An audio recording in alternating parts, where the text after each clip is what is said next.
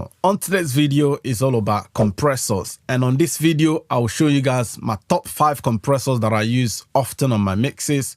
Obviously these are not the only compressors that I use, but they are the one that I use the most, or should I say more often. Unlike my other video where I did my top 5 EQs, if you've not checked that out, this is the link to go check it out. It's quite interesting. On today's video will be all about compressors. And there's actually one new entrant into my compressors, which is a compressor that I started using recently, and that has actually been creeping into all my mixes. So let's go check it out. So here we are inside the door to walk through my top 5 compressors.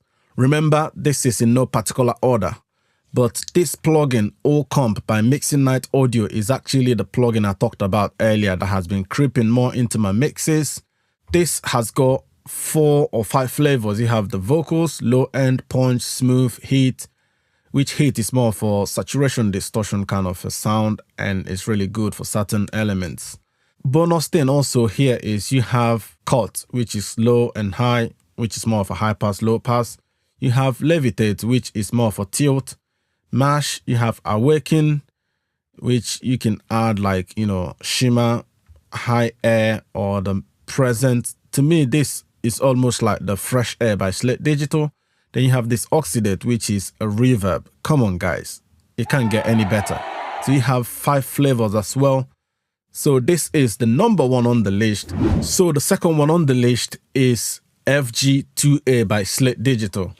So this is obviously emulation of an LA2A, and I've got different models, especially from IK Multimedia, from UAD as well.